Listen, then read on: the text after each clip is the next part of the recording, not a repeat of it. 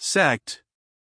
16. The state of war is a state of enmity and destruction, and therefore declaring by word or action, not a passionate and hasty, but a sedate settled design upon another man's life, puts him in a state of war with him against whom he has declared such an intention, and so has exposed his life to the other's power to be taken away by him, or anyone that joins with him in his defense, and espouses his quarrel. It being reasonable and just, I should have a right to destroy that which threatens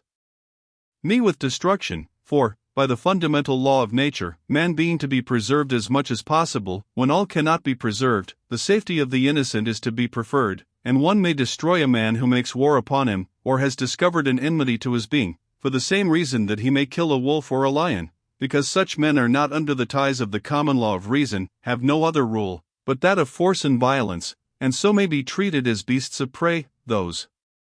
dangerous and noxious creatures, that will be sure to destroy him whenever he falls into their power. Sect.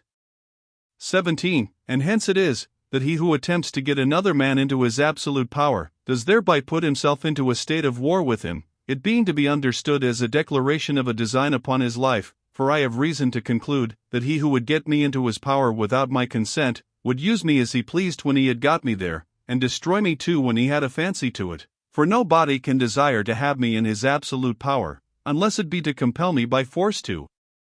that which is against the right of my freedom, i.e., make me a slave. To be free from such force is the only security of my preservation, and reason bids me look on him as an enemy to my preservation, who would take away that freedom which is the fence to it, so that he who makes an attempt to enslave me, thereby puts himself into a state of war with me. He that, in the state of nature, would take away the freedom that belongs to anyone in that state, must necessarily be supposed to have a design to take away everything else, that freedom being the foundation of all the rest, as he that, in the state of society, would take away the freedom belonging to those of that society or commonwealth, must be supposed to design to take away from them everything else, and so be looked on as in a state of war. Sect. 18. This makes it lawful for a man to kill a thief, who has not in the least hurt him, nor declared any design upon his life, any farther than, by the use of force, so to get him in his power, as to take away his money, or what he pleases, from him, because using force, where he has no right, to get me into his power, let his pretense be what it will, I have no reason to suppose, that he, who would take away my liberty, would not, when he had me in his power, take away everything else. And therefore it is lawful for me to treat him as one who has put himself into a state of war with me, i.e., kill him if I can, for to that hazard does he justly expose himself, whoever introduces a state of war, and is aggressor in it. Sect. 19. And here we have the plain difference between the state of nature and the state of war, which however some men have confounded, are as far distant, as a state of peace, goodwill, mutual assistance and preservation, and a state of enmity, malice, violence and mutual destruction, are one from another. Men living together according to reason, without a common superior on earth, with authority to judge between them, is properly the state of nature. But force, or a declared design of force, upon the person of another, where there is no common superior on earth to appeal to for relief, is the state of war, and it is the want of such an appeal gives a man the right of war even against an aggressor, though he be in society and a fellow subject. Thus a thief, whom I cannot harm, but by appeal to the law, for having stolen all that I am worth, I may kill, when he sets on me to rob me but of my horse or coat, because the law, which was made for my preservation, or it cannot interpose to secure my life from present force, which, if lost, is capable of no reparation, permits me my own defense, and the right of war, a liberty to kill the aggressor, because the aggressor allows not time to appeal to our common judge, nor the decision of the law, for remedy in a case where the mischief may be irreparable.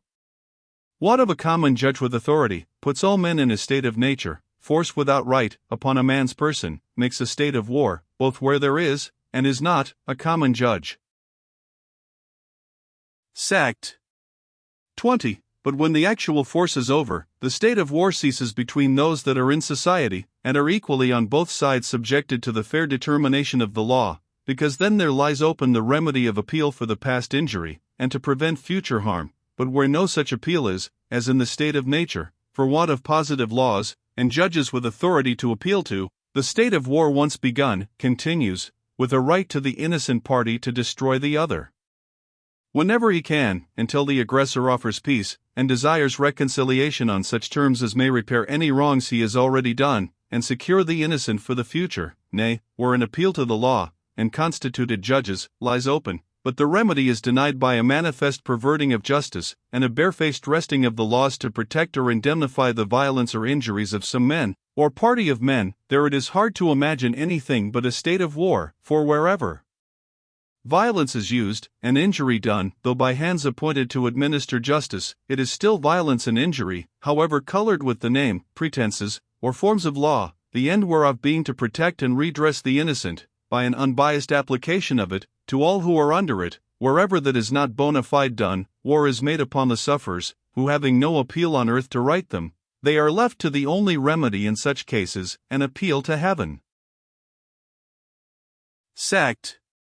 21. To avoid this state of war, wherein there is no appeal but to heaven, and wherein every the least difference is apt to end, where there is no authority to decide between the contenders, is one great reason of men's putting themselves into society, and quitting the state of nature, for where there is an authority, a power on earth, from which relief can be had by appeal, there the continuance of the state of war is excluded, and the controversy is decided by that power. Had there been any such court, any superior jurisdiction on earth, to determine the right between Jephthah and the Ammonites, they had never come to a state of war, but we see he was forced to appeal to heaven. The Lord the judge, says he, be judged this day between the children of Israel and the children of Ammon, Judges 11:27, and then prosecuting, and relying on his appeal, he leads out his army to battle, and therefore in such controversies, where the question is put, who shall be judge? It cannot be meant, who shall decide the controversy. Everyone knows what Jephthah here tells us, that the Lord the judge shall judge. Where there is no judge on earth, the appeal lies to God in heaven. That question then cannot mean, who shall judge, whether another hath put himself in a state of war with me, and whether I may, as Jephthah did, appeal to heaven in it? Of that I myself can only be judge in my own conscience, as I will answer it, at the great day, to the supreme judge of all men.